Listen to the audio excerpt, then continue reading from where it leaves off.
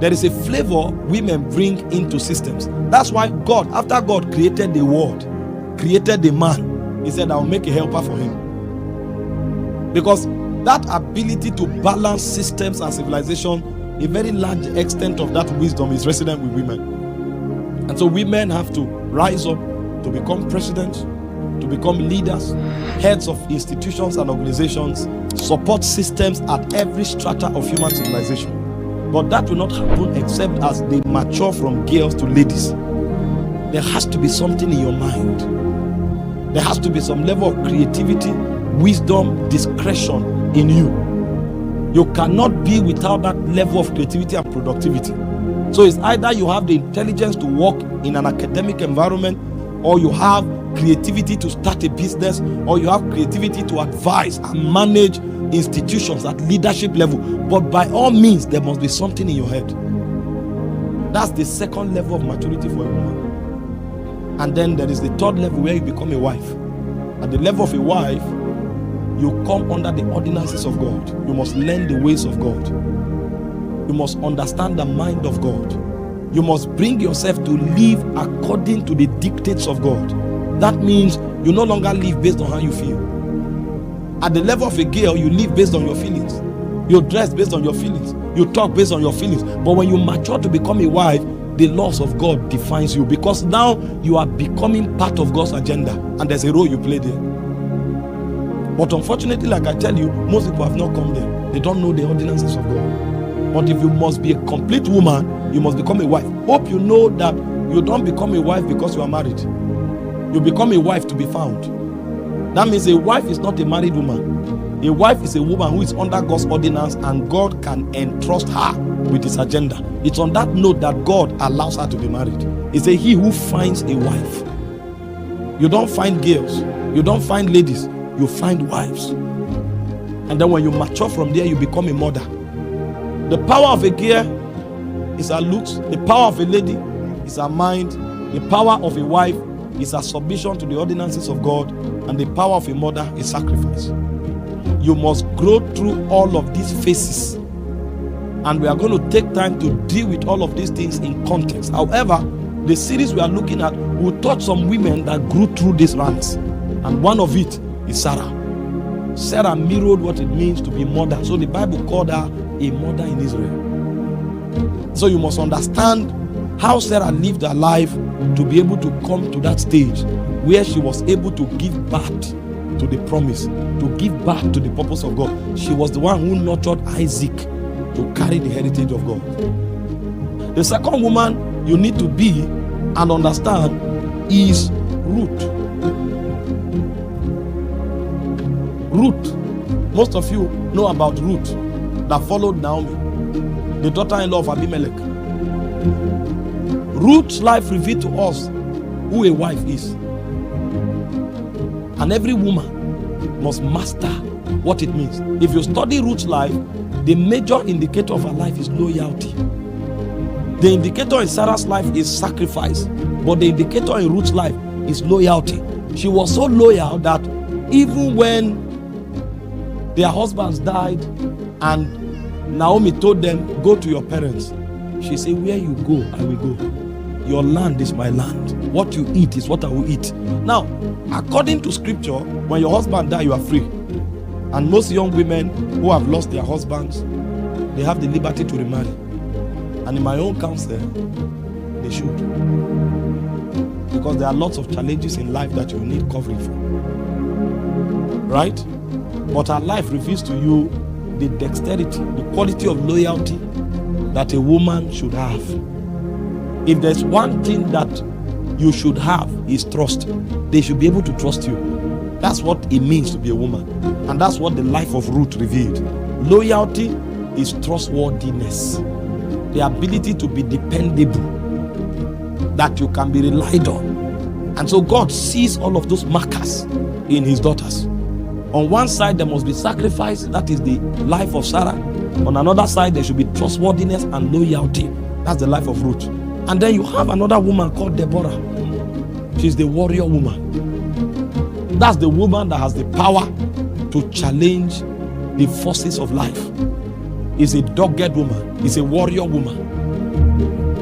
At one point you are submissive, at another point you are a warrior.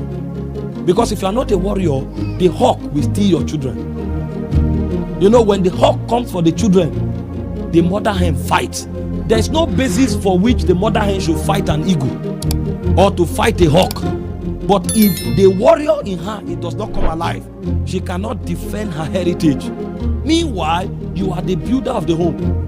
Meanwhile, you are the helper of your husband. So if you don't know how to fight, another woman can destroy your home. If you don't know how to fight, the destiny of your children will be lost.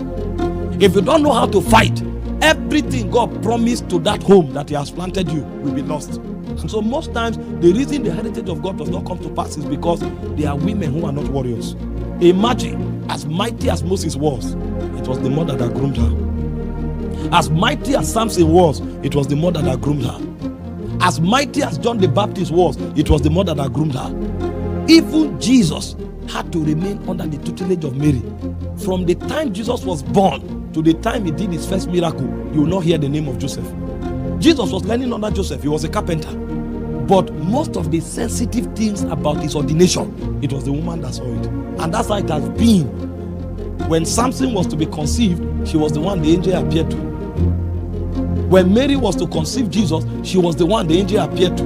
Even when Jesus was to do His first miracle, she said, whatever He tells you to do it. That means she knows that I have nurtured this thing on His life. It is time for it to manifest. She guarded it with jealousy. Some women don't know how to guard even their homes. Some women don't know how to guard the heritage on their children's lives. So when you find wayward children in society today, it's because they were wise but they were not warriors. They cook food for their husband, they satisfy their husbands, but the children become wayward. What God promised, even the family, never come to pass. Because being a warrior in this context is an intercessor. It's not to fight, it's not to quarrel. You must master how to channel your emotion to the altar. Your womb is not only physical, it's also spiritual. And so instead of using your energy for argument, for talking, for gossip, you should have a place on the altar. That's where you fight. Every woman must be a traveler. If you don't travel, your husband will not fulfill purpose. If you don't travel, your children will not fulfill purpose. That is why if you are not a warrior, you are not a Bible woman.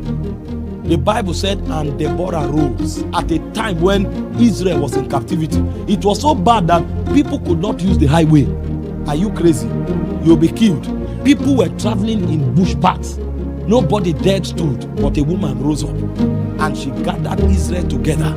And on the strength of her priesthood, the heritage of God was delivered to Israel. So as a warrior woman, you must have a place on the altar and insist that everything God said about your children, your husband, and your family must come to pass. And then over and above that, you must also instill that in your own generation you have a stake. I don't believe in the talk that women should be housewives, adding no value to society. That's not true. The Bible begs to differ. Deborah was a national figure, and she was the wife of Lapidot. So a woman can be married and still be relevant in society. But for you to do that, you must be a warrior, because society will frown at you. If you say you want to be senator, they will say, what do you mean? An ordinary woman like you? If you say you want to be president, they will look at you and say, president where? Who do you think you are? It will take the warrior in you to refuse that I cannot be intimidated. Because that I submit to my husband does not mean I don't have a part in society. They are two different things. They are two different assignments. And so you must become a warrior to defend the heritage of God given to your family and also to play your part in your generation. That is the life of Deborah. And there are many women in church today who have not been awoken to that reality. Then you have the life of Esther. That's the royal woman. Every woman must be a queen. When you find some women, you know that they don't even have value for themselves. Even the inner wear they use, they can't wash it. You come to the house, there is cup on the chair. You see the children, the pap the boy drank in the morning is still on his mouth. You enter a bedroom, it has not been kept for 2 weeks. There's no excellence. There's no ecstasy. There's no royalty. Listen, one of the war that defends you is your looks. There's a level of gravity a woman carries that if you see her, you can't touch her. But when you find women in our generation, there is laxity. They are either naked or you can't find dignity with them. A woman sits down carelessly, she talks carelessly, she's not kept. She comes around you, you have all kinds of smell, and you are wondering, who is this? Somebody is fighting somewhere, you are there. That shouldn't be you. See, there should be nobility. Know that there's a level of courtesy and decorum that your life should command. That's who a woman is. A woman is a delicate creation. Delicate. It's an honor for you to access the attention of a woman. It's an honor for you to access the body of a woman. That's why you see that people go crazy to touch women. There's something about you that is sacred, that is royal, that is excellent. Many kings have been destroyed because they wanted to touch some women. That's how sacred the woman is. Listen, don't trivialize yourself. Be deliberate about how you appear. Be deliberate about what you say. Be deliberate about where you are seen. Don't be seen everywhere. Be about purpose. Be about your calling. Be about destiny. Let your life be invested in something important. A woman is so special that even if she's not doing anything, her body alone is value. Just your body is value. A woman may not go to school, but she can buy anything she wants with her body. And that's why those who are prostitutes defy their body, because they know that there's value in just their body. Only a woman is the only creation on earth that may not have anything to offer, but her body is great value.